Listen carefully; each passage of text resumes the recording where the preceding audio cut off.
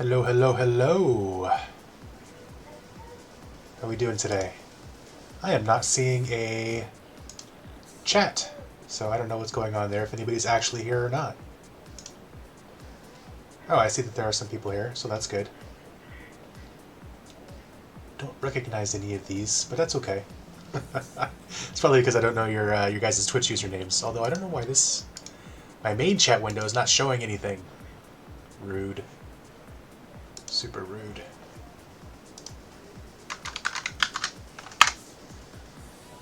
Oh well, it shows my chats. That's all I got. Oh, there we go. There's Kurt. Alright. Kurt? Court. I don't know why I said that. Sorry, Court. Kenzo Gordith, hello. Alright. I hope that music's not too loud. It's kind of a stopgap measure, actually, for me, because yeah, my headphones turn off if I don't have something coming through the speakers, turns out. Court, I installed that SteelSeries software that you mentioned, and then I remembered that I have HyperX headphones, so that didn't work. Hey, The One, how's it going? Good to see you online here. I don't know what the... Oh, well, I'm sorry, I can't do anything about that, Kenzo. I don't know what the delay is, but it looks like it's about 5 seconds right now, at least on my end.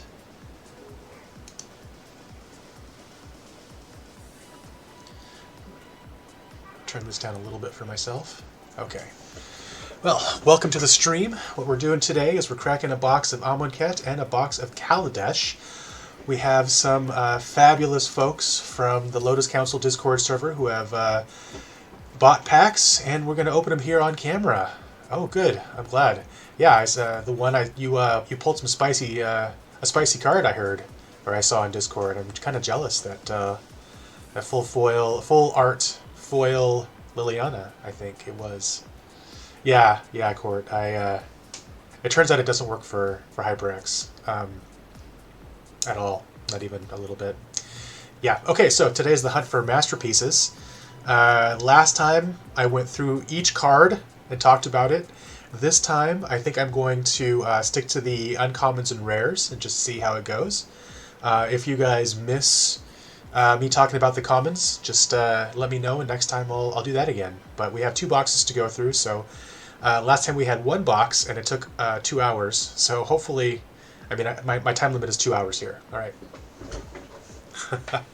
Yeah, luck is on your side, eh? But you haven't bought any packs today, so you can't, like, cash in on that luck. All right, so just wanted to pitch these dice a little bit. So these are the custom Lotus Council dice. I have the original color here.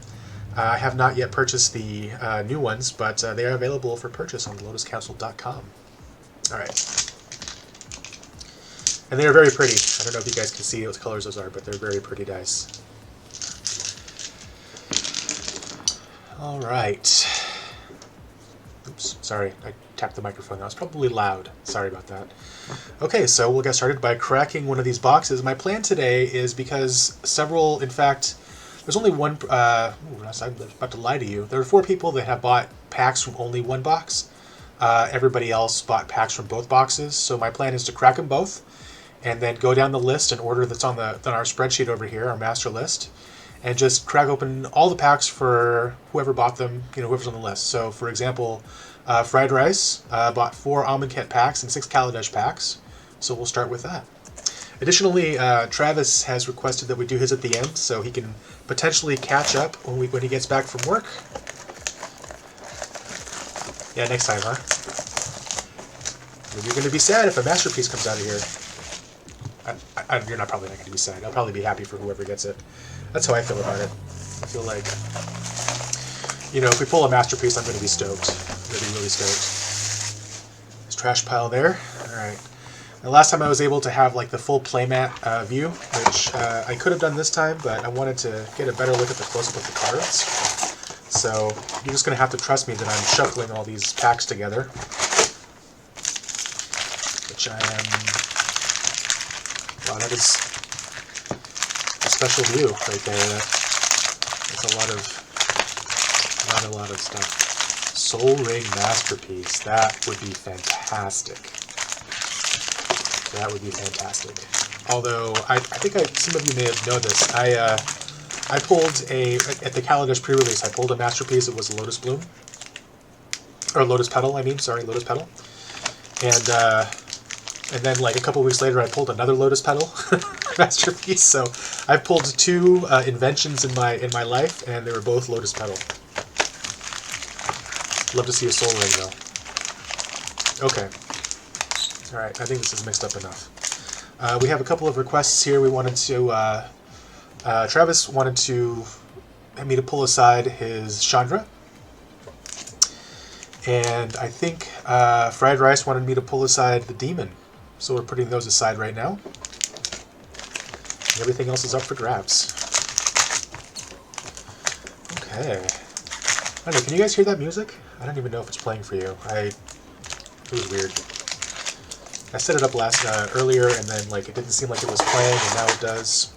I don't know. Whatever. It's coming through my headphones, which is all that matters. Let's see.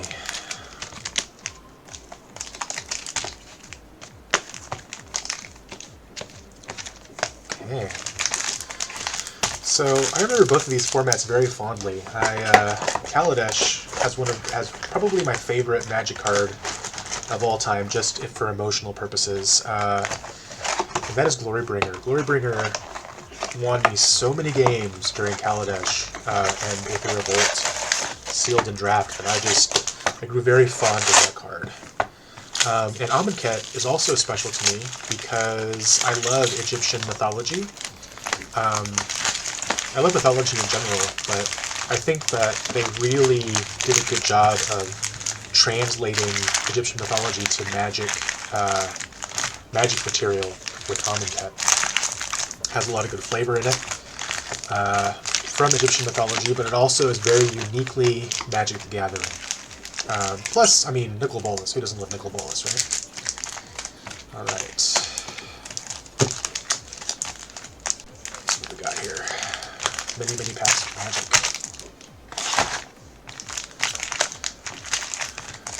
I should have like a trash pile can next time. I can switch over to it, and you guys can see the growing mess as I crack these packs.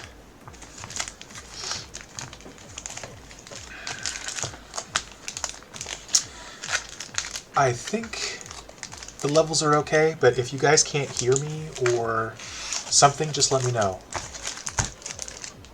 Yeah, energy. Super broken, but a lot of fun. Yeah, my number one nemesis was, of course, what was that? The cub, the green cub dude that grew with, you could like instant speed grow it +1/+1 for energy. It was pretty ridiculous. Okay. All right, so let's start with whose packs are being opened first. First, we've got Fried Rice. He's got 4 Amonkhet packs, 6 Kaladesh packs, although one is being saved for his sealed collection. So that'll be 5 Kaladesh packs and 4 Amonkhet packs. Doesn't really work, does it? Oh well. It's quite a much smaller space here that I'm working with than last time, but I think that it's going to turn out better in terms of being able to read the cards. So let's start with Kaladesh. Here we go. Alright. We've got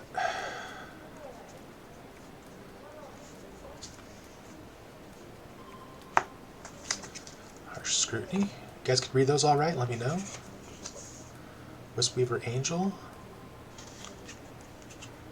Consul's Shield Guard. And Eliminate the Competition. And Plains and a Thopter. It's always fun. You would think that I would have been better prepared to organize these cards because I had so much time to get ready for it, but turns out I'm not that smart. Okay, next pack. Oh. Hello, Thef. Oh good, I'm glad they're readable. Yes, the tokens were pretty cool. And I'm trying to peel off the commons here without revealing any of the things underneath, so hopefully I'll see how that goes. Okay, Voltaic Brawler. This was such a cool card. I really did like Energy. It's a shame that it was so broken, so we probably won't see it again. But it's a lot of fun. Iron League Steed. Trusty Companion. He's trusty. This guy is a hyena, it looks like, with stripes. And Metallurgic Summons. Hey, that's a cool card. And that would fit right into the current set, Strixhaven, right? Because whenever you cast an instant or sorcery spell, it seems legit. We've got Swamp and Servo. Alrighty. Which one is Seb? Oh, whoa, whoa, whoa, whoa, whoa, whoa, whoa, whoa. Welcome to the stream.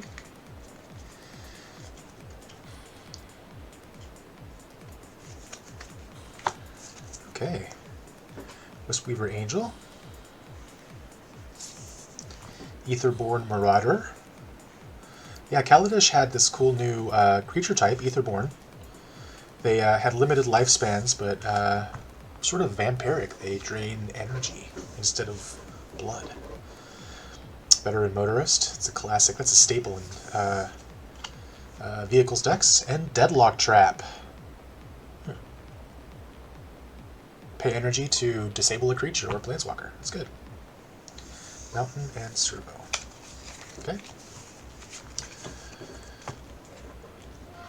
I can't remember what the actual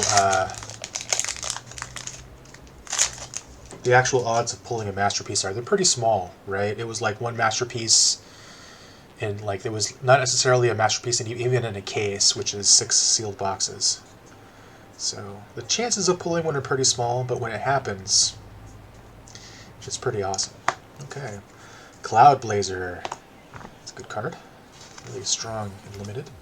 Iron League Steed. Kaladesh had this mechanic called Fabricate. Fabricate was pretty cool, actually. It let you decide between putting a +1/+1 counter on the creature or creating a 1/1 servo token. And both strategies could be strong depending on your deck.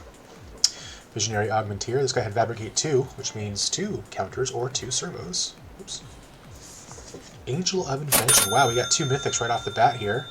Angel of Invention is pretty cool. It costs a lot, but it's an Anthem and Fabricate all rolled into one. Flying, Vigilance, Lifelink. That does not suck. Swamp and Servo. A lot of Servo tokens in this set. I think that was the most common token. 1 out of every 144 boosters. That is a small chance.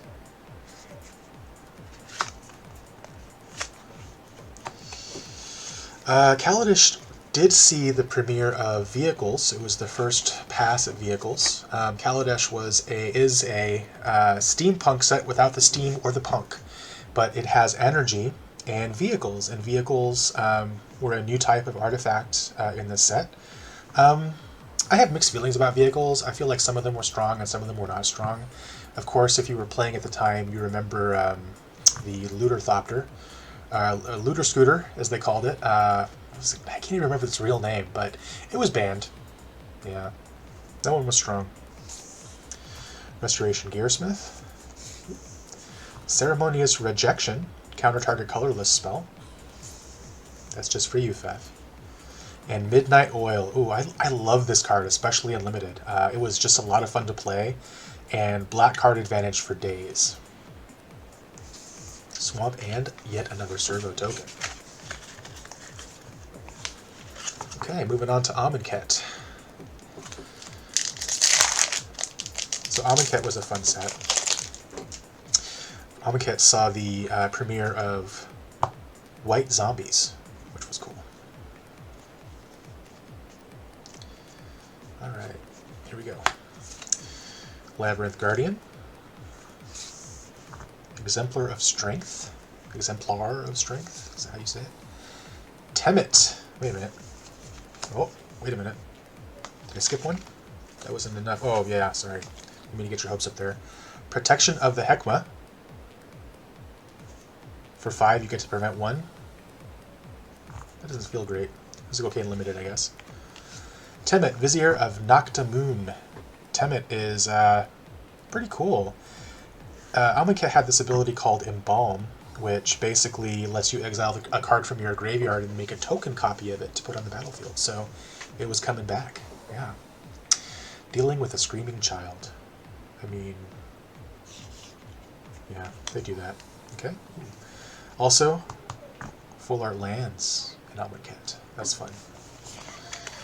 Okay. Next up. I can hear my mind. He's supposed to be taking a nap, my son, but he's not. Yeah.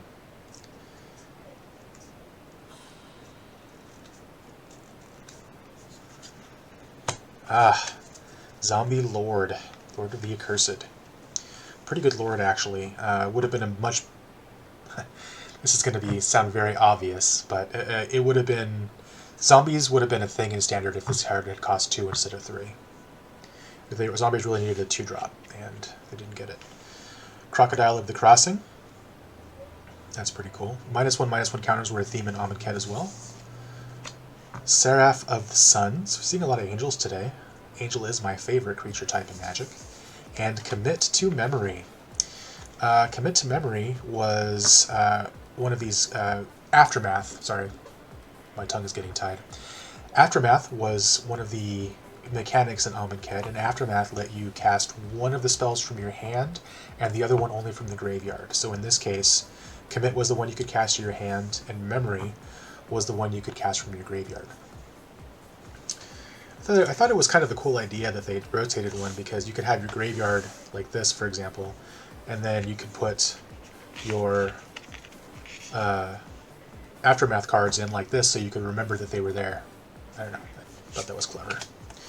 Maybe I'm just too much of a nerd. Snake in an Island. I get pleasure in little game design details. It's good stuff. Magic has come a long way since I started playing.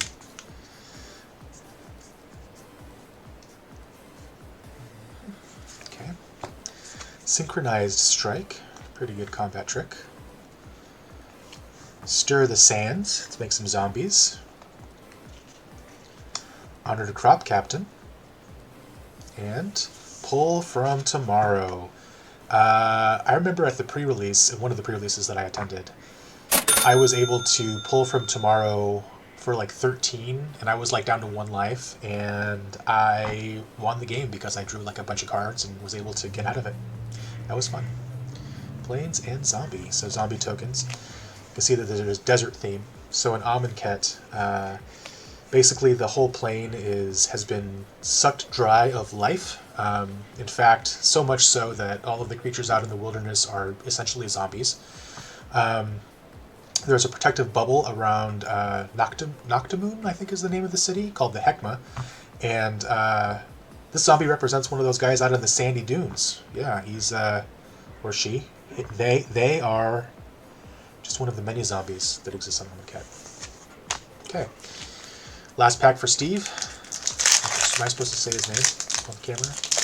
Probably should stick with what's in the columns. Everybody knows who Steve is, though, so I don't feel too bad. Okay. Cryptic Serpent. Cryptic Serpent cost 1 less to cast for each instant and sorcery in your graveyard. Yeah, pretty good with the mill deck. Self-milling, and then you bust this guy out for 2. He's a 6/5. That's pretty good. On Crop Champion. Oh yeah, this guy has Exert. So Exert meant that when you attack, you can declare that you're exerting a card. When you exert, it puts a status on the card, exerted, which means that it will not untap during the next untap step. But you usually get an extra little boost for that. So in this case, you may exert on Crop Champion as it attacks. When you do, untap all of the creatures you control. So that doesn't suck. Pretty good. Defiant Greatmaw. And our rare is Prepare to Fight. That's pretty good. This one was a fun card. Then we have Forest and Warrior. Alright, Fried Rice, I'm sorry that I wasn't able to pull a masterpiece for you, but you did get some value there. I think a couple of those cards are worth a few bucks. Pull from Tomorrow, I know, is played in EDH, so That's good stuff. Okay, who's next? We have Sona. Sona has 10 Amonkhet packs. 6, 8, 10. 6, 8, 10. Okay. All right, Sona. Good luck to you.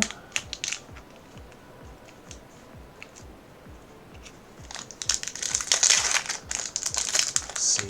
Ooh, Essence Scatter. That's a limited staple. Onward to Victory. Now, the way that you've been hearing me say these names, the way the card names work is like the actual name is Onward / Victory, but typically you'd put a I'm having a brain fart. A part of speech, whatever 2 is, you put 2 in the middle for Amonkhet cards, and you get Onward to Victory. Vizier of Tumbling Sands. We had cycling in this set. Trial of Zeal. Oh, that card brings back good memories. What's cool about there was this cycle called Trials and Cartouches, and trials were enchantments and cartouches were auras, and you could play a trial, and when you played a cartouche, it brought all trials that you had on the battlefield back to your hand. So they're basically repeatable as long as you had cartouches to play.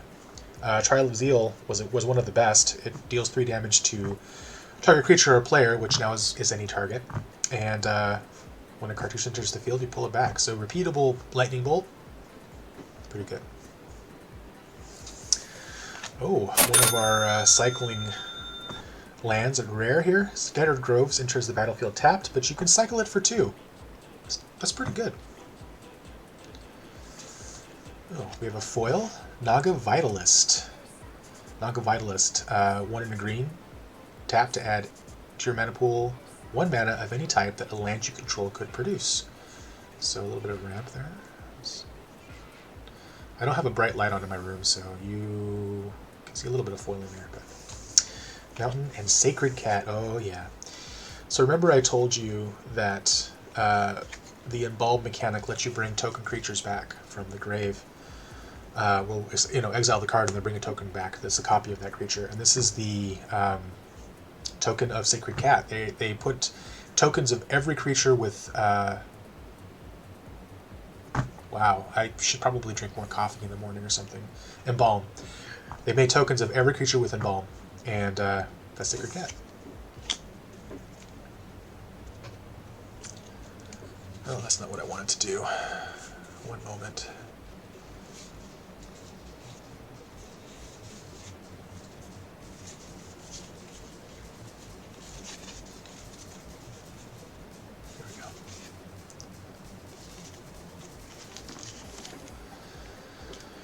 Okay. I've been afraid I was going to do that the entire time when I just did it. What I did was I put Sona's cards on top of Red Rice's cards, so I gotta be careful. Gotta be careful. Okay. Let's see, we've got Flameblade Adept. Cares about cycling. Sacred Excavation. Also cares about cycling. Oketra's Attendant cycles and has Embalm. Pyramid of the Pantheon. So one of the things they had in this set were brick counters, and they had a cycle of cards that you would tap and put brick counters on, and once they reach a threshold of, like, I think it was mostly 3 or all 3 brick counters, then they could do something cooler. So in this case, 2 and tap to add 1 mana of any color and put a brick counter on it. And then tap for 3 mana of any 1 color to your mana pool. So that's pretty strong, but only if you have 3 brick counters on it. 3 or more brick counters. Island and an advertisement card. Okay. Next up,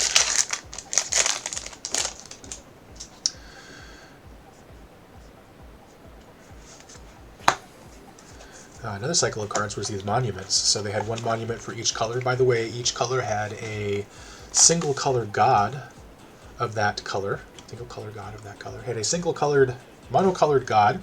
The green god was Ronus, and each of those gods had a monument that could do various things, but all of them had this type of ability. Green creature spells you cast cost 1 less to cast. So they made your green creatures cheaper, or this particular card did. And whenever you cast a creature spell, target creature you control gains +2/+2 and trample. So yeah, you could call this a beater. It was actually a pretty good card, and was just the right strength at 3 mana. Start to finish, create tokens and then destroy target creature. Angler Drake. Gideon's Intervention. And you can see this is one of the Story Spotlight cards. I don't remember if this is the set where they started Story Spotlights, but it's definitely one of the earliest sets where they appeared. As Gideon's Intervention enters the battlefield, choose a card name. Your opponents can't cast spells with the chosen name. Prevent all damage that would be dealt to you and permanents you control by sources with the chosen name. Very strong and limited, but probably pretty good for Commander, I'm guessing. You just choose one of your opponent's commanders, I guess. Swamp, Full Art Swamp, and Warrior. You guys are awfully quiet today. Keeping an eye on chat so I can interact with you, but nobody's saying anything. I guess Fef scared everybody off with her screaming child. I mean, aren't children always screaming? I feel like they're always screaming. Maybe I'm wrong about that. Haptra's Mark. Ooh. This one's cool. For 1 green, target creature you control gains hexproof until end of turn. Remove all -1/-1 counters on it. So that was pretty decent. Cast out. I could do this. Vizier of the Tumbling Sands, and our rare Gideon of the Trials. Ah, yes.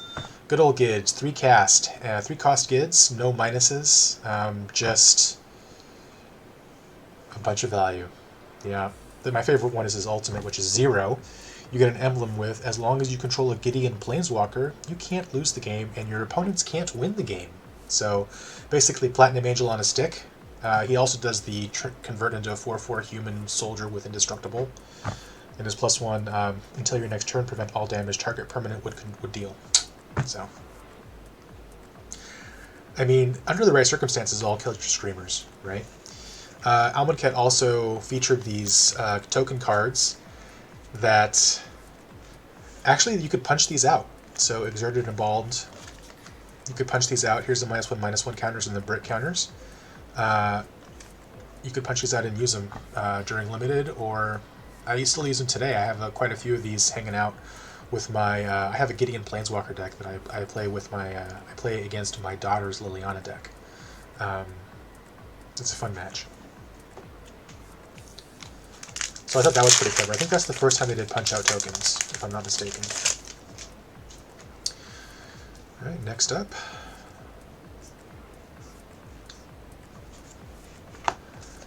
Censor. It's pretty good. So, do you pay the 1? Probably. Watchful Naga. You can exert it to draw a card. Here's the white trial. When Trial of Solidarity enters the battlefield, creatures you control get +2/+1 and gain vigilance until the end of the turn. So it was repeatable sorcery speed combat trick. So they could see it coming, but pretty strong. Harvest Season. Oh yeah, this is a good one. This is actually pretty good for EDH because it lets you ramp, right? X is the number of tapped creatures you control, and then you get X lands out of your library. Swamp and Cat. 1/1 with lifelink. Cats were a thing in Amonkhet. That's one of the flavor wins from Egyptian folklore. Cats were seen as companions of the gods. Alright, Ruthless Sniper. This was basically a win condition in the cycling deck, right? Whenever you cycle or discard a card, you may pay 1. If you do, put a -1/-1 counter on target creature. Yeah, you could cycle your way through all of their creatures and then just swing in. Bantu's Monument. This is the Black Monument, Bantu being the name of the black god. Each of the gods also had a creature aspect to them. Bantu was an alligator? Crocodile. I'm going to go crocodile since crocodiles live in Egypt, not alligators. Black creature spells you cast cost 1 less to cast, and then the unique ability. Whenever you cast a creature spell, each opponent loses 1 life and you gain 1 life. So that's pretty cool. Oketra's Attendant. Oketra was the white god. Hopefully we'll see one of the gods. Prowling Serpopard. Yes, this got notoriety because it's a cat snake, which was a unique combination of creature types at the time. No inventions and invocations yet. That's right. Oh, I'm sorry. I missed your question, Camel. A casual camel. Hey, Dan. All right. Mountains and a beast token. Beast token. So you can see crocodile. 4/2. 4/2. I forgot what makes the 4/2 beast tokens. Can't remember. Glad to hear it. Yeah, Amonkhet was a lot of fun. This block was really one of my favorite in Magic. Okay. Bone Picker. Yeah, I remember. This is a beater, believe it or not. So for 3 and a black, Bone Picker cost 3 less to cast if a creature died this turn. Flying and Death Touch. Yeah, it was easy to kill stuff in black, and so then you could cast a 3/2 flyer for a black. That's pretty good. Lay Claim. That's a steel control magic. Deem Worthy. For 5, Deem Worthy deals 7 damage to target creature. That's pretty good. And then you can cycle it and it shocks instead. Approach of the Second Sun. I think everybody probably knows about this card. Approach control decks, yeah, they're pretty strong in Standard.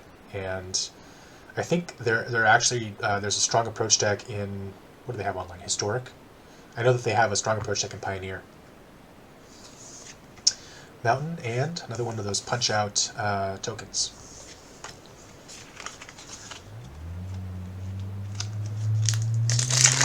Alright, next up.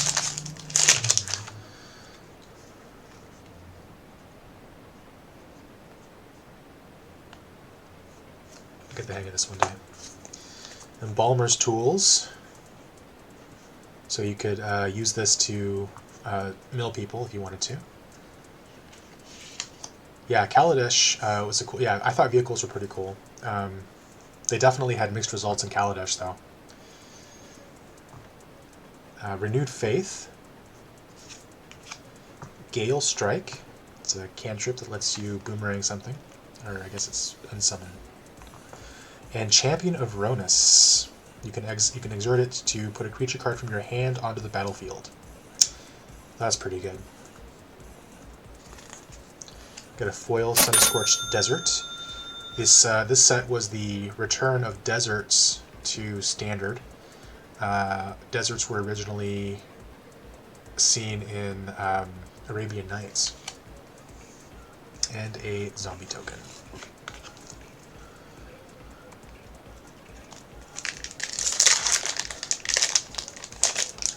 Okay, next up.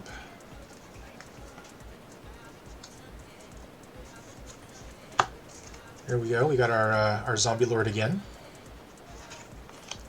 Hazaret's Monument. Hazaret being the red god, and probably one of the strongest gods in Standard at the time.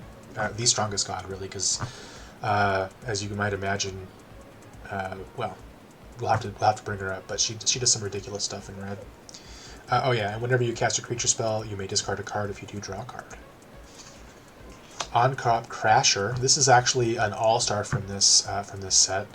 I beat a lot of people down with this card. It's a 3/2 with haste, and it's for 3 mana. When you exert it, you can make a target creature not block or unable to block, which better than it sounds. Sheltered Thicket, one of our cycling lands here, red-green. Mountain, and an insect token. Oh, that guy's creepy looking, huh? What does he have hands? Oh, I see. It's a scarab on top of a skull. The hand is just, I guess, somebody's back there. Okay, Ronus is your favorite god? Ronus was a lot of fun, and he's definitely one of the stronger gods. All right, so cancel one of the a staple, of course. We got. Here we go. Ronus's Monument, Prophetic Camel. Ronus's Monument, we've seen this one before. We have the Kenra Charioteer, Reduced to Rubble, and Oracle's Vault. Another, oh no, this one doesn't have brick counters. Oh yeah, it does, brick counter, yeah, okay. And then this would basically put another card in your hand if you have 3 brick counters on it. Plains and Warrior token. Warrior tokens have that cool Kopesh sword and, you know, that Egyptian flavor, I guess. Nothing specifically Egyptian about this, except for maybe the architecture. You can see the obelisks in the back there. Alright. Sona, thanks for participating. Sorry I couldn't pull you a masterpiece, but as you know, not every box has one. Okay, next up is Bandit Wolf. He's got... Bandit, sorry, I don't mean to assume your gender. Bandit Wolf has 4 Amonkhet packs and 4 Kaladesh packs.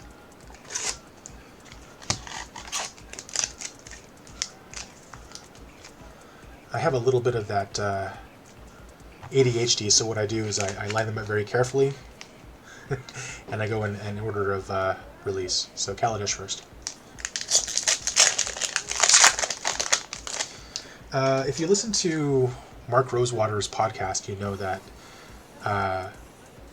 Amonkhet was actually supposed to be in Kaladesh's spot, but they changed it at the last minute. So it's only a coincidence, just happenstance that Kaladesh was released first. Okay, so here's one of those vehicles, Bomat Bazaar Barge. I know, right? I'm responding to Camel. He says, the memories of this set. Yes, the feels. I has them. Bomat Bazaar Barge.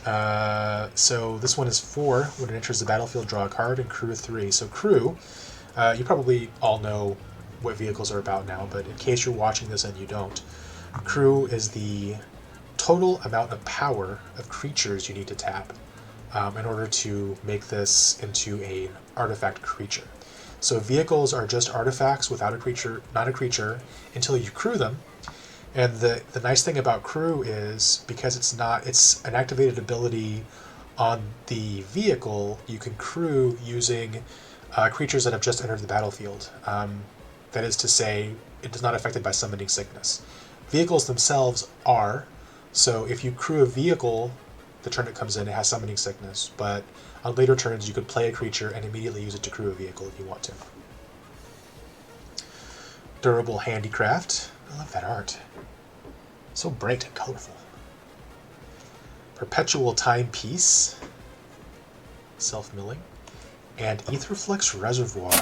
Yes, that was a fun card. It never quite got to the level of being a tier deck in Standard, but it was a lot of fun. It's an alt-win condition card. Has a Storm-ish ability. Whenever you cast a spell, you gain 1 life for each spell you've cast this turn, and then you can pay 50 life.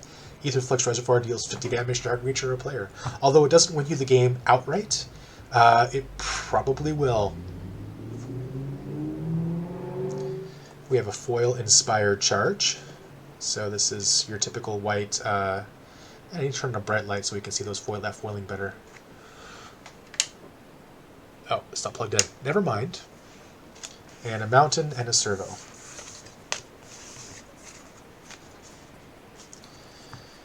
Don't worry, Bandit Wolf. I'm making sure to set your cards aside in the correct pile. All right. Inspired Charge. We just saw that guy in foil a second ago. There you go. Oval Chase Daredevil. So there were quite a few creatures in Kaladesh that were meant to synergize with vehicles. This is one of them. It's whenever an artifact enters the battlefield under your control, you may return Oval Chase Devil from your graveyard to your hand, which is cool. But primarily this guy was a 4-powered creature that you could play and immediately pilot a vehicle. In fact, one of his creature types is Pilot. So a 4-power pilot, basically, I don't think there's anything in Kaladesh that crews for more than 4. That I can remember anyway. I might be wrong about that. I'm often wrong. Quicksmith Genius. Artifact Matters. Disappearing Act. Kaladesh was an artifact set, by the way, in case you hadn't figured that out. Saw the premiere of Saheeli, one of my favorite Planeswalkers. Crew 6 is highest. What was Crew 6 in Kaladesh? Garapur Ori. Each player may play an additional land on each of his or her turns. This is before the inclusive they use that they started using. At the beginning of each player's upkeep, if that player has no cards in hand, that player draws 3 cards. Dreadnought. Oh, right. Yep. You're absolutely right. A construct token. Notice this. Yes, you can make big constructs. It's all coming back to me now. Let's see if we get any of the... Wow. I just cannot think today. I don't know why. There was a cycle of 5 cards, each monocolored. They're mythics that were basically giant constructs. Okay, Fairgrounds Warden. Fabrication Module. This was a lot of shenanigans. Gearhulks, thank you. You're right, Gearhulks. Oh, it's in Revolt? Yeah, I think that's right. Okay, Fabrication Module. There was a lot of... so this represented part of a 3-card cycle that basically gave you a lot of power. There's some shenanigans you can do with this. So whenever you get 1 or more energy counters, put a +1/+1 counter on target creature you control. And you could spend 4 mana and tap to get an energy counter. There are other modules that then use the energy. Refurbish. That was a fun card. Skyship Stalker. It's a dragon for 4, and he has stuff you can do with him. It, they, them, Servo, and an island. Skyship Stalker was the buy a box promo for Kaladesh, I believe, as well. I don't think it featured different art though. I think it was the same art. 2 children on the loose. That's always fun. Okay. Am I doing this right? Yeah. Okay. Inspired Charge. Is there a common on top? Longtusk Cub. This is the guy I was talking about earlier. He's not a bear, but he's called Cub, so I thought he was a bear. He's not a bear. Whenever Longtusk Cub deals combat damage to a player, you get 2 energy counters. And pay 2 energy counters to put a +1/+1 counter on Longtusk Cub.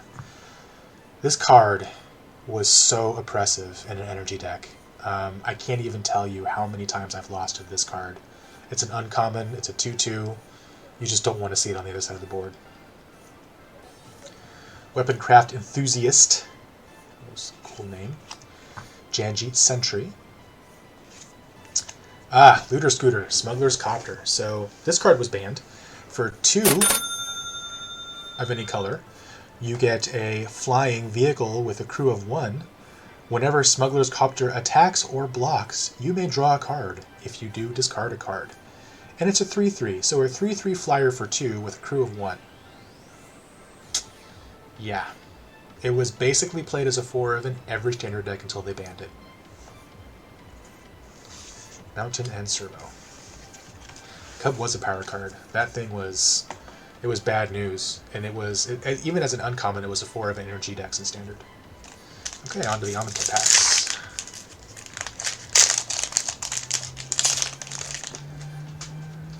Pile grows. Pile of wrappers grows. Okay. Flame Blade Adept. Blood Rage Brawler. Minotaur Love. Shadowstorm Vizier. I tried forever to try to make this card work. It just wouldn't work in my cycling decks. Heartpiercer Manticore. This was pretty cool. So when it entered the battlefield, you can sacrifice another... So it does a fling, basically, when you enter the battlefield. So that was fun. 4 mana was just the right place for that. Mighty Leap is our foil. And we have a zombie token and a swamp.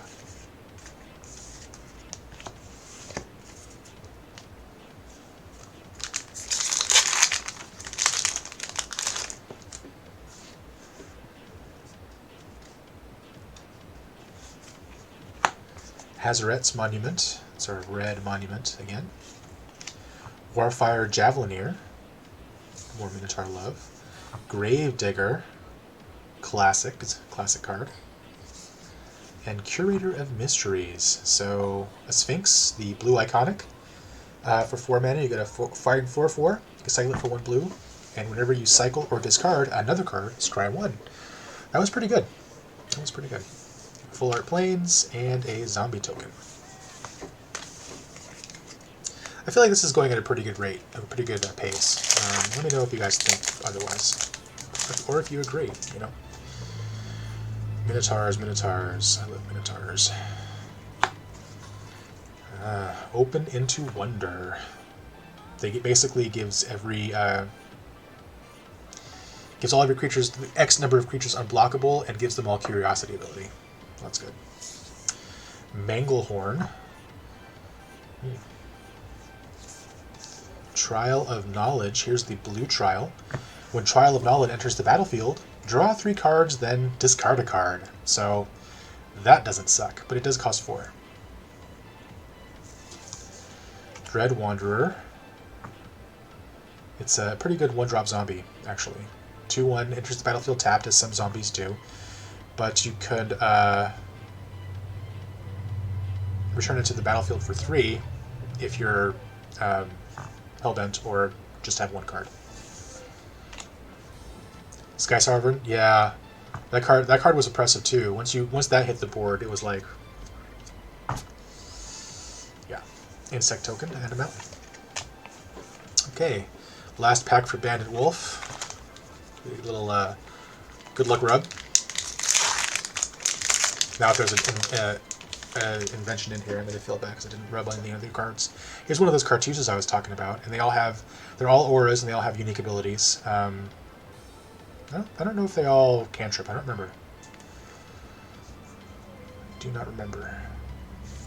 Alright, time to reflect. Zombie Matters card, which was pretty cool. Exile target creature that blocked or was blocked by a zombie this turn. Pretty strong. Edifice of Authority. One of those brick counters I was talking about. Brick counter cards. In this case, it basically locks down a creature if you have 3 brick counters. Haven Wind Guide.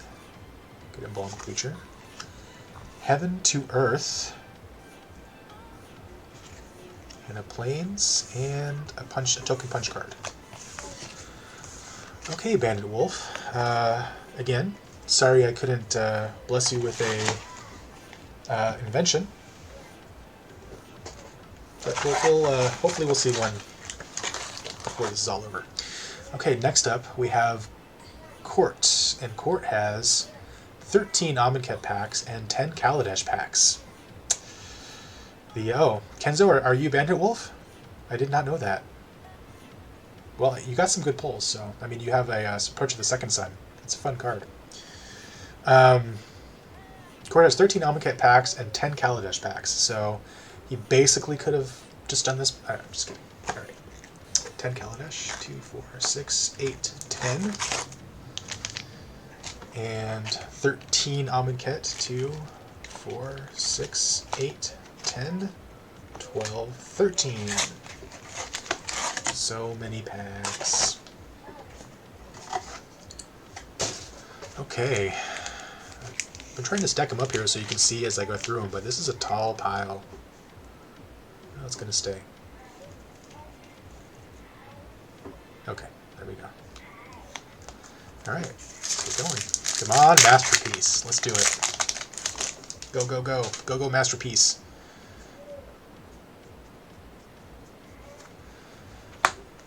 Alright, first off, Filigree Familiar.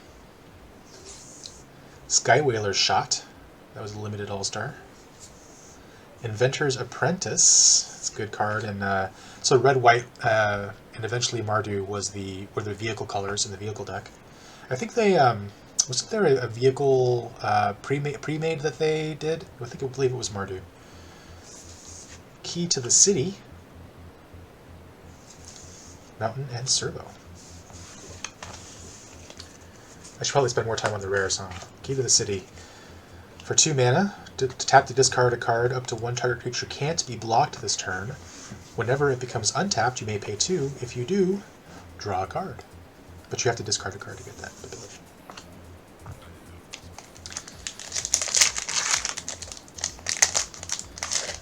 Thriving Turtle. Okay, let's see here. Essence Extraction. Drain for 3, but only from creatures.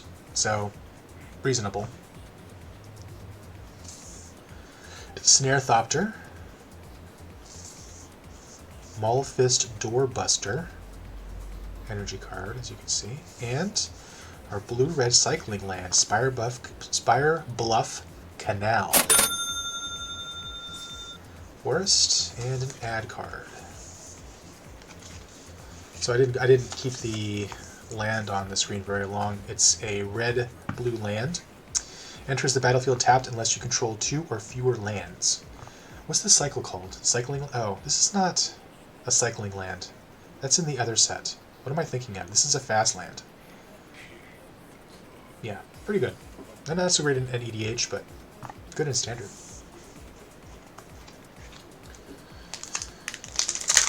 I was just, see, reading the card explains it. I didn't even read it. I just like, oh, cycling land. Pfft. That's, oh, did I do it? Yeah, I did. I cut right to the uncommons. Okay, Chief of the Foundry. This one was fun. Other fact creatures you get control get +1/+1. In Thopter decks, obviously this was super strong. Thopter and Servo decks. Morbid Curiosity. Draw cards equal to the converted mana cost, or mana value, of the sacrifice permanent. Janjeet Sentry. It's an energy sink. And Sahili's Artistry. Choose one or both. Create a token that's a copy of target artifact, or create a token that's a copy of target creature, except it's an artifact in addition to its other types. It's pretty good. You can get 2 copies out of 1 card. Mountain and another ad card.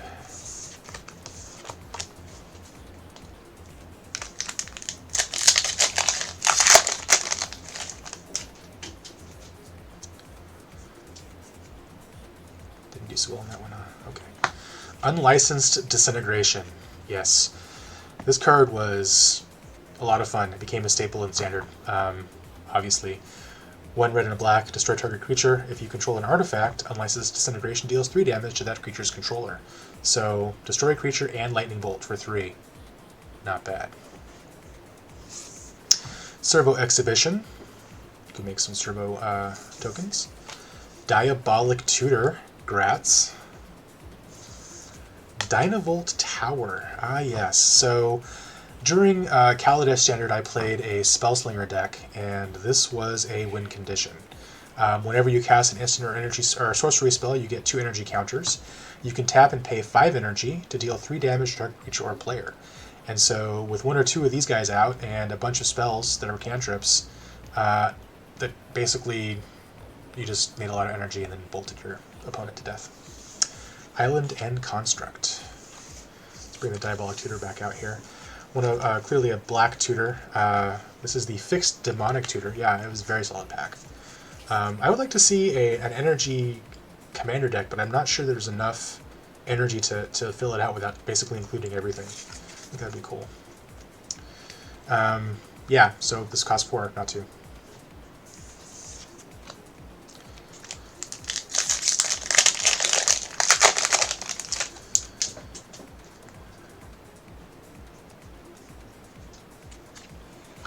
Cloud Blazer. Solid flying card. Flint Nest Crane. Lets you tutor up an artifact, but only from the top 4 cards. Let me just touch all the cards all over the place here. Gearshift Ace. Dwarf Pilot. Whenever Gearshift Ace crews a vehicle, that vehicle gains first strike until the end of the turn. So that's pretty good. Lost Legacy. Name a non-artifact. So this was the surgical extraction of the set. Name a non-artifact, non-land card. Search target player's graveyard, hand, and library for any number of cards with that name and exile them. That player shuffles his or her library, then draws a card for each card exiled from hand this way. So for 3, that's pretty good. Yeah, the Unlicensed Disintegration is pretty strong. But only really if you have an artifact theme going in your deck. So most Rakdos decks don't, but that doesn't mean that you don't. Plains and Thopter. Thopter token.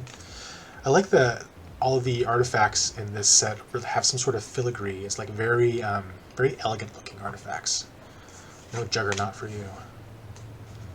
Okay, next pack.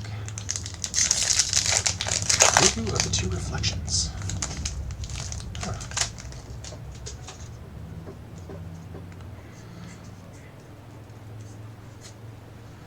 Demolition Stomper. See, this one's crew 5. That's why I thought that... oh, crew 5. This is over 4. There we go. I thought it was 4. Demolition Stomper can't be blocked by creatures with power 2 or less. It is a 10/7 for 6 mana. But you also have a crew of 5, so you have to have some creatures under your crew. Although there are cards that you can cast, like there's an enchantment, I believe, and one instant. Is it an instant or a sorcery? That lets you animate your vehicles without having crew. Disappearing Act, counterspell. Creeping Mold. And Ether Squall Ancient. For 5 and blue, you get a Leviathan that has flying. At the beginning of your upkeep, you get 3 energy counters. Just for free. Pay, I think it's 8 energy. Return all of the creatures to their owner's hands. That's sorcery speed. That's pretty good. Yeah, it just depends on your deck. But it is a good card. It's even if you have a minor artifact theme, we're talking about License Disintegration again. If you have a minor artifact theme, it's still worth it to put in, because you can still destroy a creature. Although 1-for-1s aren't great on Commander, I know. We have our Spontaneous Artist, foil, and Swamp and Servo.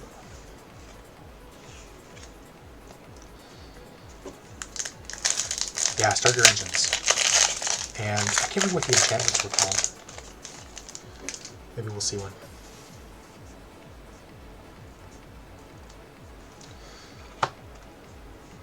Sorcery. Blossoming Defense. This was the premiere of this. This is the first time this card was printed. It's a good card. Creature you control gets +2/+2 and hexproof. Engineered Might. Incendiary Sabotage. And a rare is Toolcraft Exemplar. So, Toolcraft Exemplar...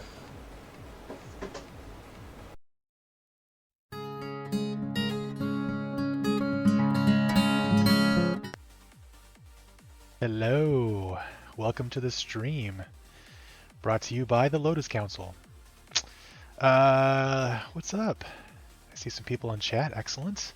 Alright, so this is the continuation of some box breaks we were doing for Amonkhet and Kaladesh. Let me know if my levels are too low, I hope you guys can hear me. What happened was Comcast decided that I shouldn't be streaming, and so they turned off my internet.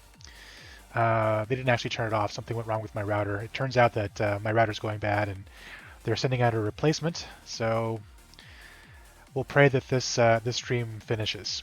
But if not, I guess we'll try it again at some point. Anyway, welcome back to the stream. We've got we're in the middle of Court's packs. Court had 13 Amonkhet packs and 10 Kaladesh packs. We're doing Kaladesh first. The last card I believe that we had on the stream was Toolcraft Exemplar. I was telling a story about it, but it's a pretty long-winded story. Basically, it boils down to this card caused a tournament rules change because shortcuts were not working for this card. The short version is in tournament, when you say go to combat, it used to be that offered your opponent priority passing until attackers were announced, but this card really wants to crew vehicles, which has to happen after combat starts but before attackers are announced, and so people were missing that opportunity. The MTR was updated. Magical tournament rules were updated so that tournament shortcut now when you say go to combat, it moves you to the beginning of combat instead of to the beginning of declare attackers. Bit of trivia. All right. With that out of the way, let's keep going. Court's packs.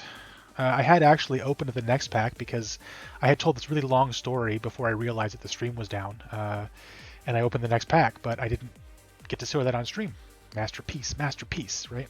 All right, so this pack starts off, we're just going to do the uncommons and rares. So this pack starts off with Decoction Module. We got, I don't want to ruin anything. Arborback Stomper. We have had some pretty good pulls, I think. We had a Planeswalker earlier on. Start your engines. Man, this card has beaten me down a few times. I remember in pre-release, the vehicles deck was ridiculous if you got this and that white one that also, this was the sorcery, there was an enchantment as well. Electrostatic Pummeler. Yeah, until they nerfed energy, Electrostatic Pummeler was a very viable deck, and you could, in standard, and you could basically get this guy to 2020 on turn 3, or turn 4. It was pretty gnarly. Swamp. And advertisement card. Okay. Hey Court, how's it going? Masterpiece, masterpiece. Let's see, we've got, what do we got here? Dude, that got cut right to the uncommons. Wow. Getting better at this. Fairgrounds Warden. Sequestered Stash. Ether Meltdown. Authority of the Consuls. 1 white for an enchantment. Creatures your opponents control enter the battlefield tapped. Whenever a creature enters the battlefield under your opponent's control, you gain 1 life. This card does not suck in EDH. Forest and Servo. Yeah, that is a good one, huh? No doubt, no doubt. Authority of the Consuls. I always like to see that in my draft packs. That was a signpost for white for sure. I miss drafting in person, guys. I gotta tell you, guys and ladies, folks, to be inclusive, I really miss playing in person Magic. You know, Arena's really pretty. It just doesn't do it for me. I can't get into it.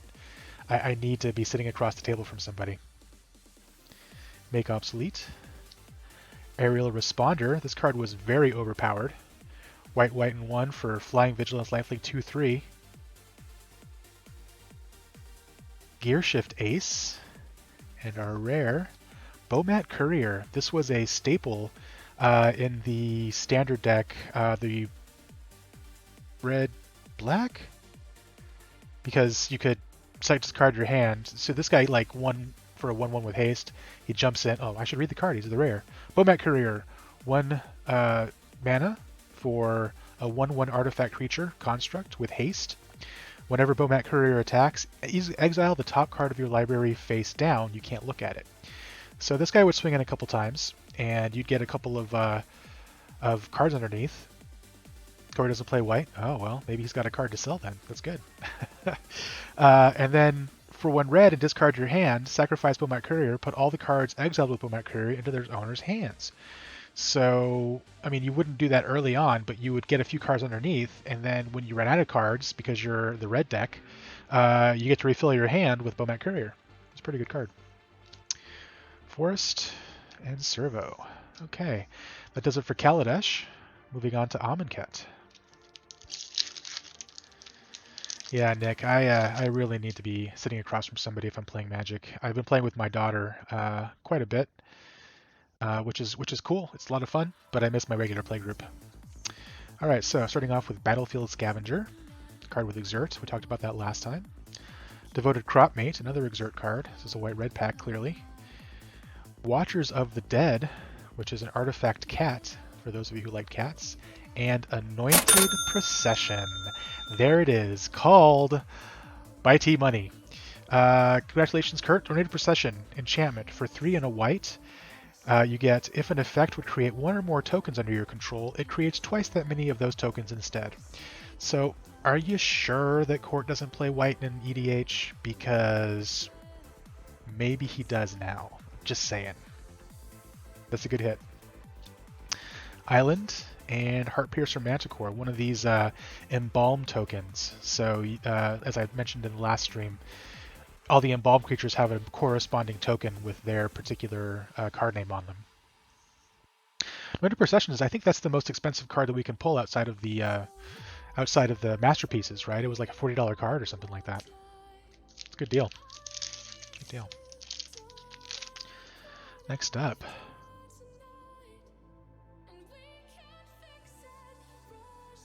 Wayward Servant. This is a staple in zombie decks, which were not tier decks, but they were a lot of fun. Weaver of Currents, because you know that blue-green likes to ramp. Chef at Monitor. Bounty of the Luxa. For blue, green, and 2, you get an enchantment. At the beginning of your pre-combat main phase, remove all flood counters from Bounty of the Luxa. If no counters were removed this way, put a flood counter on Bounty of the Luxa and draw a card. Otherwise, add colorless green, blue to your mana pool. So this was ramp and card draw, alternating turns in one card. That's not bad. Forest and Punch Token. Talked about the Punch Tokens last time. Amonkhet was the first set to feature them. They let you mark your statuses on your exerted and embalmed creatures, as well as they had -1/-1 counters, which were a theme in Amonkhet. And brick counters. There was a cycle of cards that had bricks on them. Okay. Trueheart Duelist with Embalm. Labyrinth Guardian with Embalm. Destined to Lead. And a rare Vizier of Many Faces. For blue, blue, and 2, you get a creature, Shapeshifter Cleric 0/0. You may have Vizier of Many Faces enter the battlefield as a copy of any creature on the battlefield, except if Vizier of Many Faces was embalmed. The token has no mana cost, it's white, and it's a zombie in addition to its other types, and it has Embalm. Plains, and Ta Crop Skirmisher, one of the Embalm tokens. Alright, next up.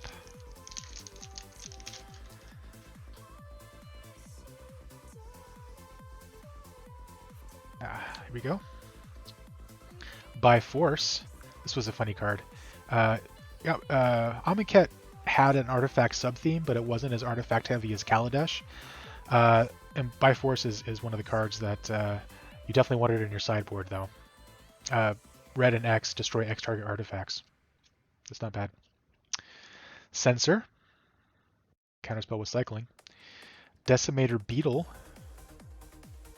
And a rare, Channeler Initiate. Channeler Initiate for a green and 1. You get a 3/4 creature, Human Druid. When Channeler Initiate enters the battlefield, put 3 -1/-1 counters on a target creature you control. If you tap and remove a -1/-1 counter from Channeler Initiate, you may add 1 mana of any color to your mana pool. Pretty good. Forest and a Warrior token. Channeler Initiate was pretty good mana. Pretty good. You'd often put the -1/-1 counters on it so it could generate mana, or if you had another, like a 1/1 token stand laying around, like a cat with Embalm for 1, for example, you could put the -1/-1 counters on that, and then you had a 3/4 beater for 2. So you could pick. Okay. Starting off with Gate to the Afterlife. This is one of the artifacts that has brick counters on it. Blood Rage Brawler. Spring to Mind. Yeah, I know. I kind of flashed it there, didn't I? Whoops. Sweltering Suns is our rare for red, red, and 1. Sweltering Suns deals 3 damage to each creature, cycling 3. And what do we have here? Well, my friends, it is a masterpiece. Court wins the day, it seems. This is, I really wish I could read these. Stifle.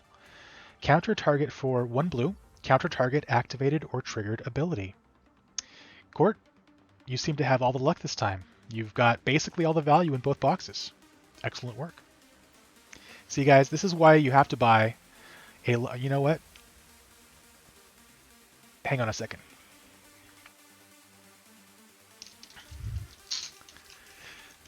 This is why you guys need to buy, like Court did, like 23 packs. Would be excellent. Okay. Yeah, that's a nice pull.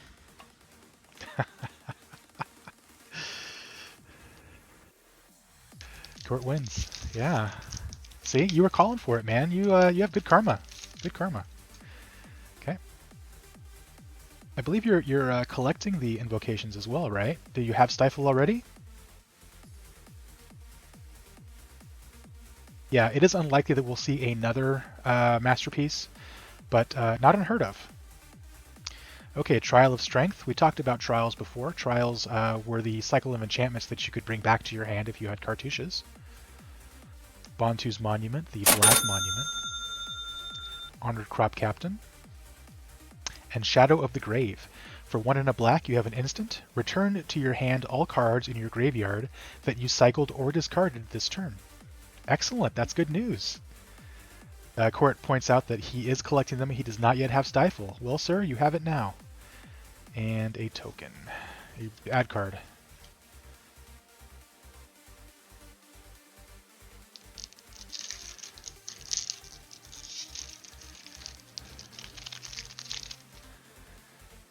Pile of wrappers over here. Next up, we have Kefnet's Monument. Everybody's happy for Court. He's a great guy, so it's good to see him get a card. Kefnet's Monument. Not that the rest of you aren't.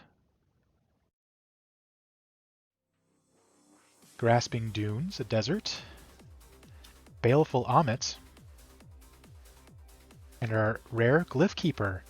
For blue, and 3, you get a 5/3 creature Sphinx with flying.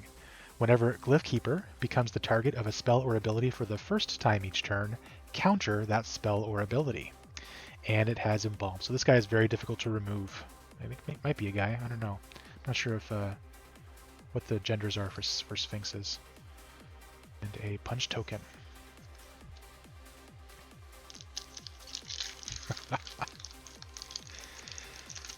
Nobody should be bitter. You should be happy that one of our fellow Lotus Council folk got an invocation. Alright. True Heart Twins. Exemplar of Strength. Or -1/-1 counter madness. Oketra's Monument. And Glory-Bound Initiate. This is a good card. Glory-Bound Initiate for white and 1. You get a creature human warrior, 3/1. You may exert Glory-Bound Initiate as it attacks. When you do, it gets +1/+3 and gains lifelink until the end of turn. So if you exert it, you have 4/4 with lifelink for 2. That's pretty good. Swinging in for 4/4 lifelink on turn 3. Mountain and a punch card. The punch tokens, you think that might be worth something?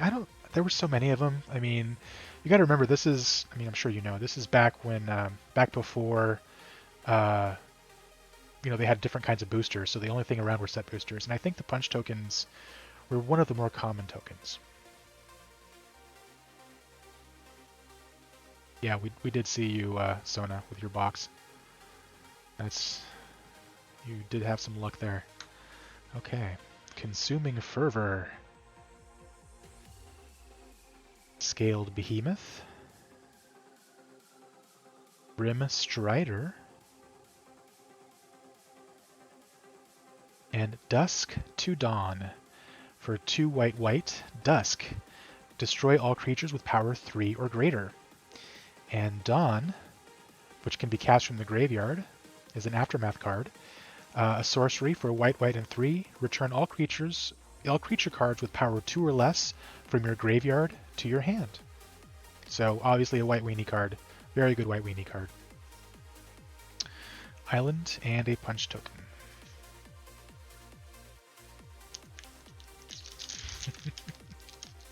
$70. That's pretty good.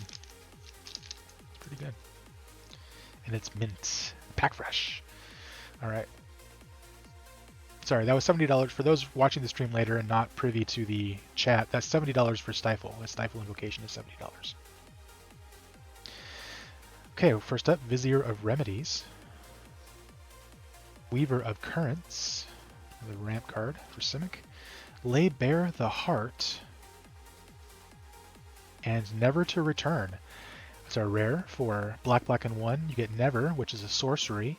Destroy target creature or planeswalker, so it's a murder plus. And the Aftermath card is Return. For black and 3, you get a sorcery. Exile target card from a graveyard. Create a 2/2 black zombie creature token. So this is just pure value. Normally 4 would be too much to pay, but since you've already destroyed something, it's not bad. Ooh, and a foil, Violent Impact. Destroy target artifact or land. It's a common. So forest and an add card.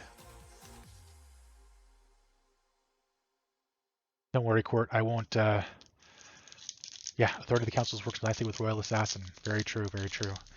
Oh, you will? Cool. Sona says he'll price the video when it's being edited. All right, next up, we've got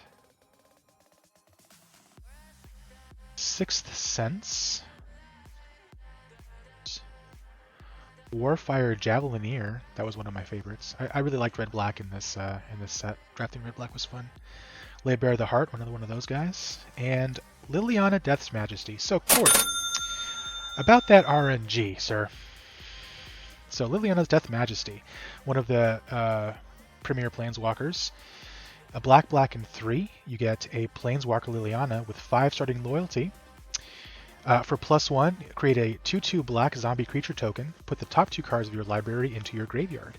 For -3, return target creature card from your graveyard to the battlefield. That creature is a black zombie in addition to its other colors and types. And -7, destroy all non-zombie creatures. That doesn't suck. A foil Shadowstone Vizier, Forest, and Trueheart Duelist, our Embalm token. Alright, 2 packs left, Court. What haven't we pulled for him yet?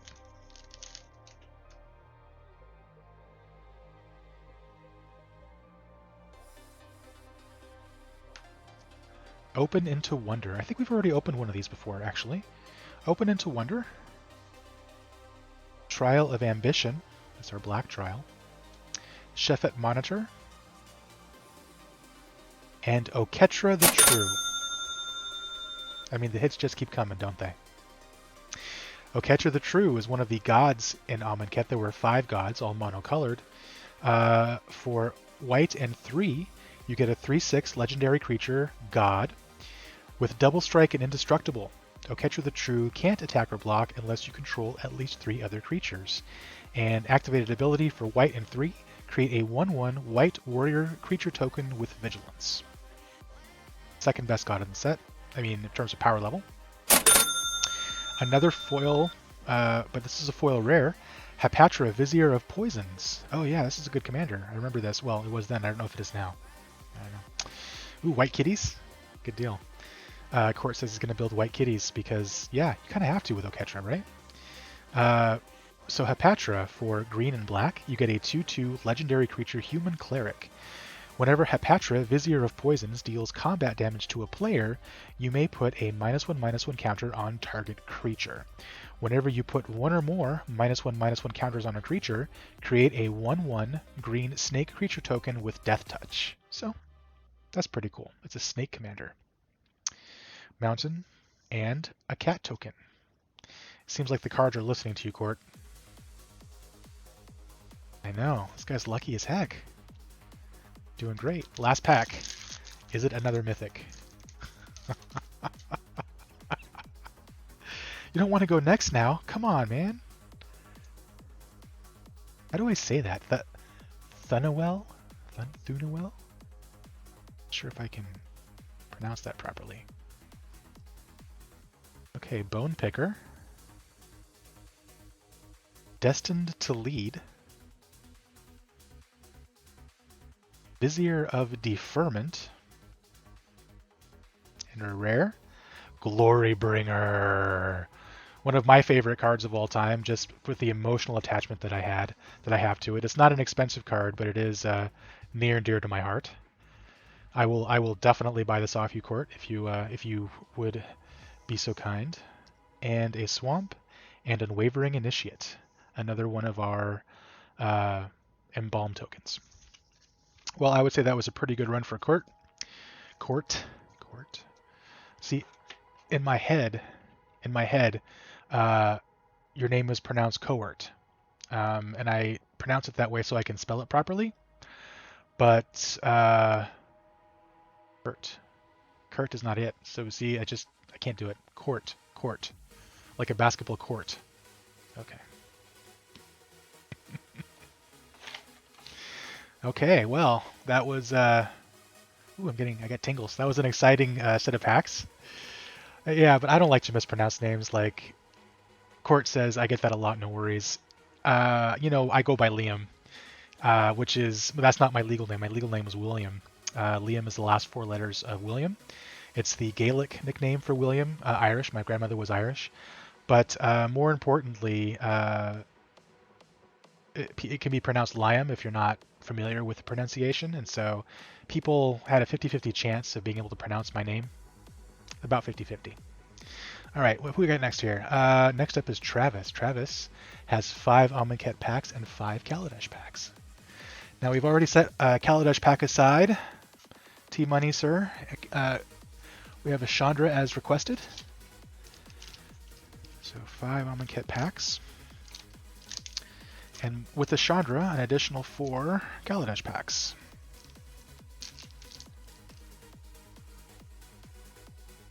Okay. All right, here we go. Kaladesh invention. I know, right? That'd be sweet. I can do it. I got the magic. All right, Kaladesh. Here we go. I'm just kidding. I have nothing to do with the cards that are being pulled, clearly. As if I did, they would all have masterpieces in them. So I love you guys so much. Contraband Kingpin, one of our Etherborns. They're the vampires of this set. Long-finned Sky Whale. Elegant Edgecrafters. And our rare Cultivator of Blades. So for a green, and 3, you get a Creature Elf Artificer, a 1/1 with Fabricate 2. Fabricate is the ability that lets you either, it has a number, it lets you put that many +1/+1 counters on the creature as it enters the battlefield, or create that many 1/1 servo tokens. Whenever Cultivator of Blades attacks, you may have other attacking creatures get +X/+X until end of turn, where X is Cultivator of Blades power. So if this is a 3/3, that's pretty good. You get a giant growth, right? For all your creatures. Island and a Thopter token. You need Cultivator of Blades? I'm sure he'll trade you. Let me think. Is there anything that you pulled that he would trade for? Not sure.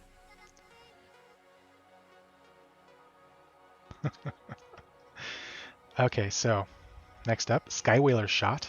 This is one of the premier removal in Limited. Consulate Surveillance. This was a good energy card. Man, this is bringing back memories, guys. The feels.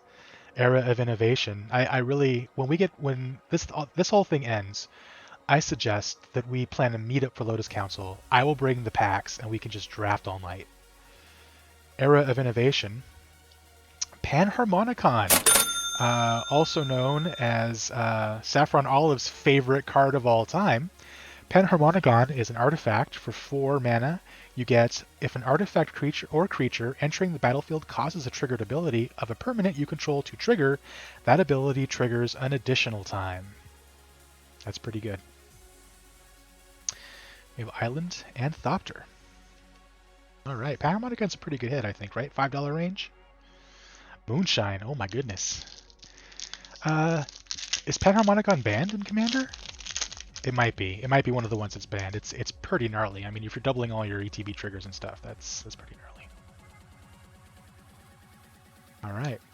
Next up, Ballista Charger. Spark of Creativity. Snare Thopter.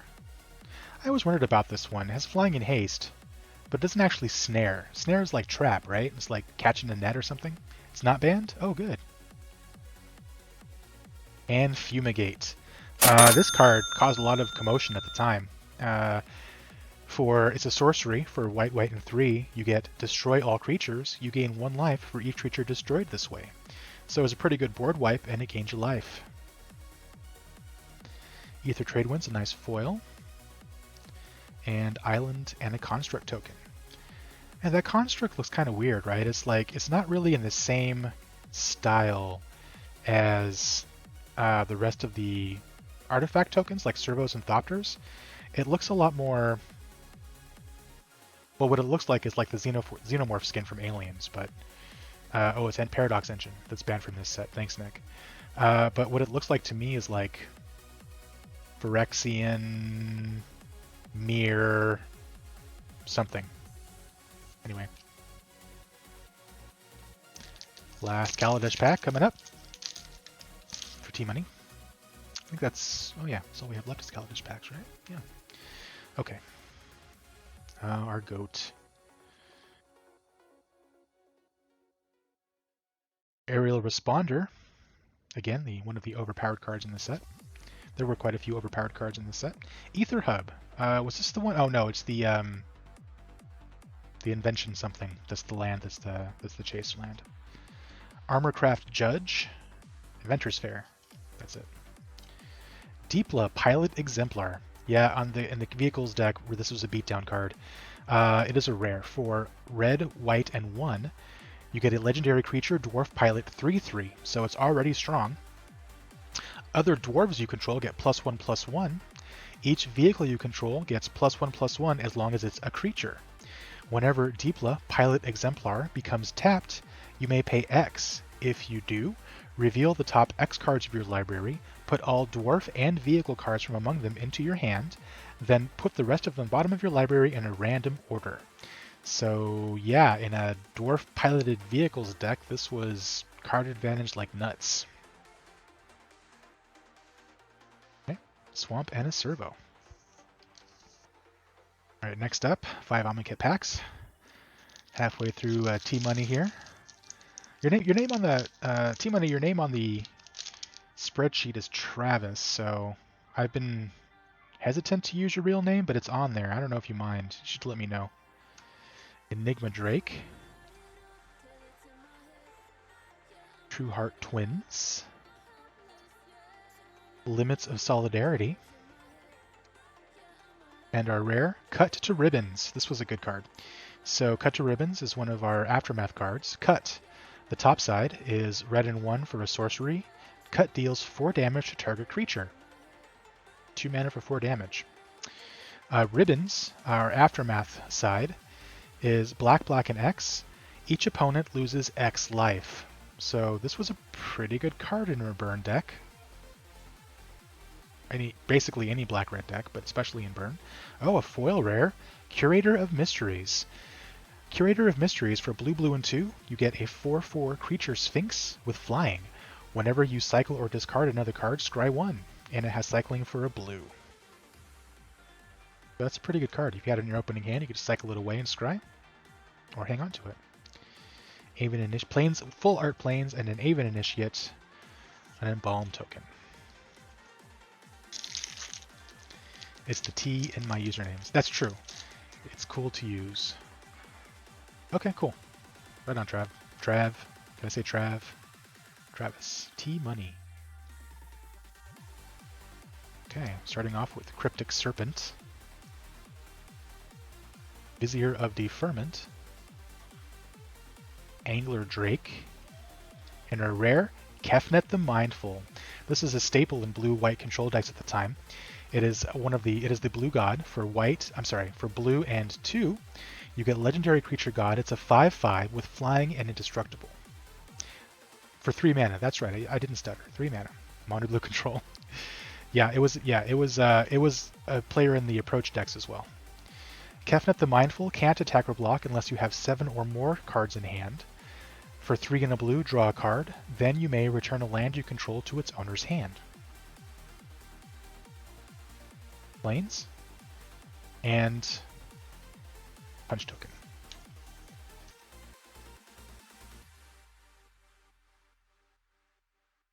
Okay, next up. You have the Masterpiece. That's cool. But will you play the Masterpiece? That's the question. Zenith Seeker. Sixth Sense. Oketra's Monument, our white monument. We saw Oketra earlier. And Hazret the Fervent.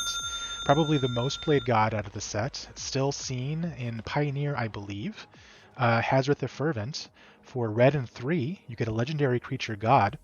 A 5/4 with indestructible and haste. Hazret the Fervent can't attack or block unless you have 1 or fewer cards in hand. So this was sort of the opposite of Kefnet, right? For 2 and a red, discard a card. Hazret deals 2 damage to each opponent. Yeah, 2 mythics. That's not bad. Full art Island and Oketra's Attendant. Bomb token. Okay. Next up. Starting off with Battlefield Scavenger for red and 1. Oh, you don't. I'm not gonna read the uncommons. I don't know what I was doing there. On Crop Crasher. Love that card. Aven Wind Guide. And our rare is Dispossess. For black and 2, you get a sorcery. Choose an artifact card name. Search target opponent's graveyard, hand, and library for any number of cards with the chosen name and exile them. Then that player shuffles his or her library. So it's a surgical extraction for artifacts. A foil art plains. That's pretty nice. A plains and Drake token.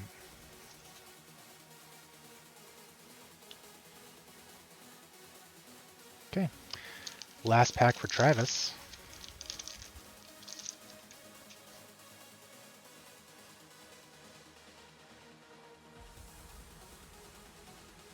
Faith of the Devoted. Gate to the Afterlife. Cast Out. And our rare, New Perspectives. Blue and 5, you get an enchantment. When New Perspectives enters the battlefield, draw 3 cards.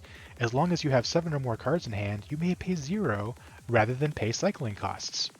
So this plays well with Kefnet, obviously. Full Art Island and a Worm token. All right, Travis, that was pretty good. I mean, you know, no masterpieces, but a couple of decent mythics. That's good. Okay. Okay, come on, box. Cooperate.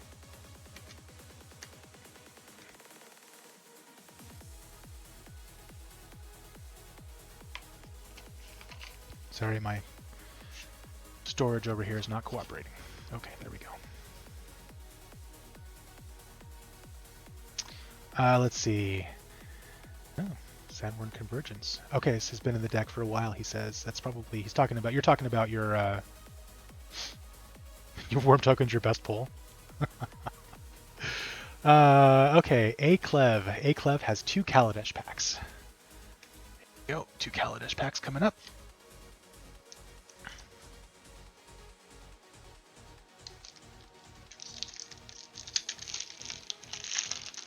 Really? Silly me, I've been throwing out tokens because I just am not an MTG finance guy at all. I'm a collector, and I have 1 of each, and then the rest are gone. Foundry Inspector. Good luck, Aklev. Furious Reprisal. Trusty Companion. And our rare, Madcap Experiment. For red and 3, you get a sorcery. Reveal cards from the top of your library until you reveal an artifact card. Put that card onto the battlefield and the rest on the bottom of your library in a random order.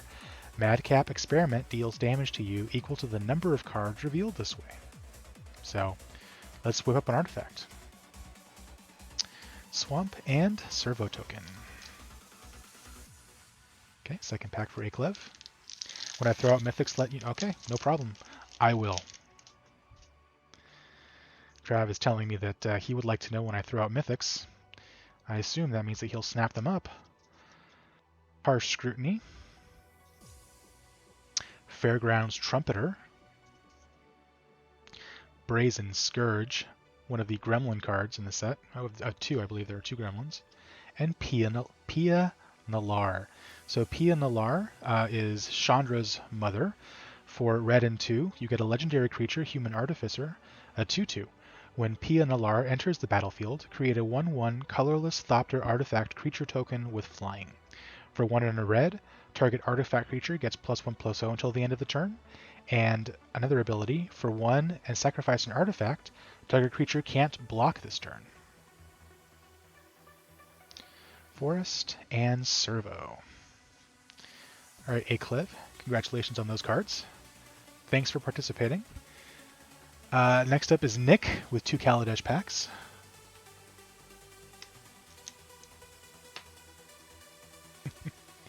Okay. Yeah. From now on, I'll save up my tokens and just send them off to you, Nick. I have no use for them. Of course, that was before I knew that some of them are like $5 now. But I don't actually care about that. In fact, for Kaldheim, I felt bad because I threw out my tokens, and like 2 days later, Court asked me if I had any of the coil tokens, the tentacle tokens, Koma's coil, and I remember that I pulled a bunch of them, and I had like 8 or 9, but I had thrown them all out, and I didn't even check the price, and they're already like at $2 at that point. So I don't know what I was thinking. I was just like, nah, tokens, meh. Monks from Fate. Like I said, I think really $20. Might have to open a Fate Reforged box. Okay, so starting off with Whirler Rucheroso. Again, this is for Nick. Make Obsolete. Speedway Fanatic. And our rare, Aetherstorm Rock. For blue, and 2, you get a 3/3 creature bird with flying. Whenever Aetherstorm Rock or another creature enters the battlefield under your control, you get an energy counter. Whenever Aetherstorm Rock attacks, you may pay 2 energy. If you do, put a +1/+1 counter on it and tap up to 1 target creature defending player controls. Pretty good. Planes and a Thopter token. Are the Thopter tokens, are they worth anything?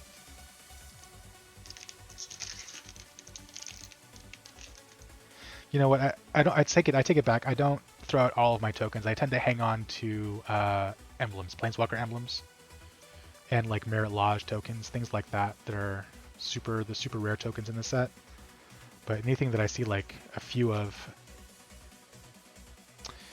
Okay, starting off with Embrawl Bruiser. Oh, which emblem are you looking for? Unlicensed Disintegration. That was a fun card. Spark of Creativity, and Wildest Dreams.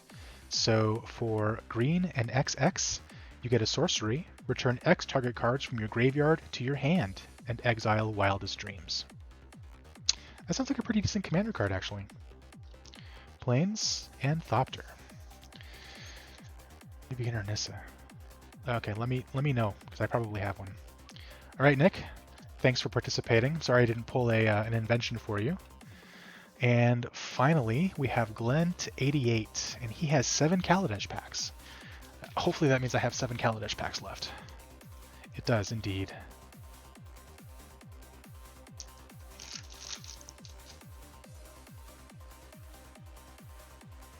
Okay. Home stretch here. Short strokes, as they say in rowing. Do they say that in rowing? My dad always used to say that, use that expression, we're down to the short strokes. But he was a golfer, and so I was always trying to figure out what that meant in terms of golf. But I'm pretty sure it's a rowing reference. Starting off with Aether Torch Renegade. Man, that's got a lot of energy symbols on it, doesn't it? Decoction Module. Elegant Edgecrafters. And our rare, Inspiring Vantage, the red-white check land. So Inspiring Vantage enters the battlefield tapped unless you control 2 or fewer other lands. I'm sorry, that's not a check land, that's a fast land. Oh, and a foil Fumigate. White, and 3, destroy all creatures. You gain 1 life for each creature destroyed this way. Hello, Casual Camel. Welcome to the stream. An island and an emblem for Chandra. You know what, T-Money? I'm betting that the masterpiece is in this year sealed pack.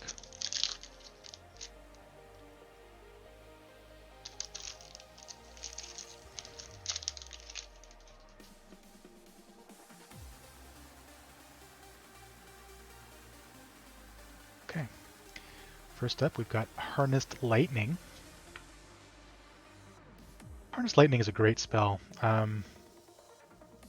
The only thing that could have made it better is if it hit players, but it was still a pretty good spell. Experimental Aviator. Servant of the Conduit. And our rare Noxious Gearhulk. I think that's the first Gearhulk we've seen. This was a cycle of 5 cards, monocolored. They were all artifact creatures, and they all did something really neat when they entered the battlefield. I think the one that was most played, and is still played to this day, is the blue one. Oh, yeah, so what happened? So Camel asks, what happened to the last stream? My internet went down. My modem is dying. Comcast is sending me a new one. And I did tell the Toolcraft exemplar story at the beginning of this stream again, so if you watch the VOD, you can see that. Noxious Gearhulk. For black, and 4, you get a 5/4 artifact creature construct with Menace.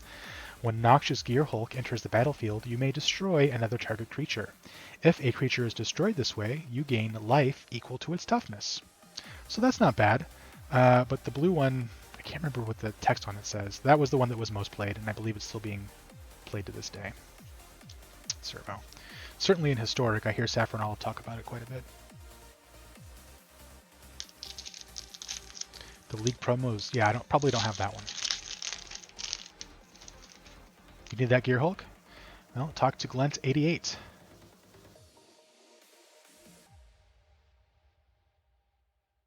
Fretwork Colony.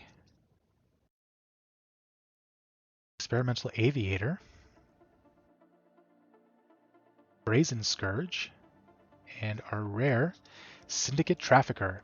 For 1 and a red, you get a creature, Aetherborn Rogue, 3/1. For 1 and sacrifice an artifact, you put a +1/+1 counter on Syndicate Trafficker, and it gains indestructible until the end of the turn. This played really well in Fabricate decks because you could just make a ton of servos, and this guy would basically be unremovable because you could pay 1 and sacrifice a creature, make him indestructible, and give him a token or a counter. We have a foil, Kujar Seed Sculptor. It's a common, a forest, and a servo token. Right, for the Blue Gearhulk. Yeah, he was in my, the Blue Gearhulk was in my Spellslinger deck, for obvious reasons. I missed that deck. That was a fun deck. I should have kept it together so I could just play it, but I didn't. Okay. Bomat Bazaar Barge. Engineered Might. Girapur Guide. Sorry, I'm getting a... And our rare Lathnu Hellion. For red and 2, you get a creature, Hellion, a 4/4. When Lathnu Hellion enters the battlefield, you get 2 energy counters. At the beginning of your end step, sacrifice Lathnu Hellion unless you pay 2 energy. So it's a hasty 4/4 for 3, which you can have for 2 turns, or if you have enough energy, you can keep it around. Mountain and Servo.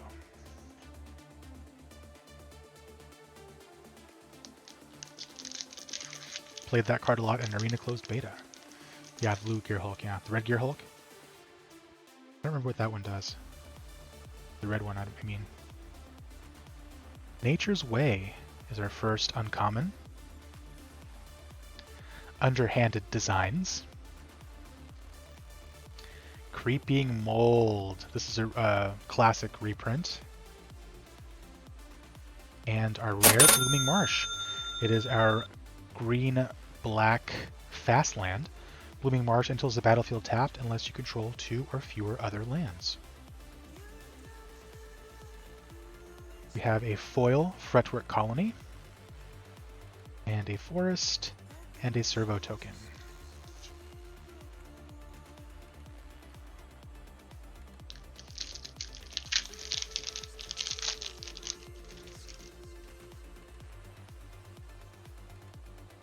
Yeah, the Gearhulks were definitely pretty good. None of them sucked at all, but some of them were just more constructed playable than others. Shrewd Negotiation. They were all pretty expensive, which is one of the things that held them back. Underhanded Designs, but they were flashy mythics. In addition, there are masterpiece versions of all the Gearhulks. Glimmer of Genius. This was a good card. And the rare Cultivator's Caravan. For 3 mana, you get an 5/5 artifact vehicle. Sorry, it's a 5/5 vehicle. which means it's only a creature when it's been crewed. You can tap to add 1 mana of any color to your mana pool, and it crews for 3. So that's pretty good. This is one of the better vehicles. Forest and a servo token.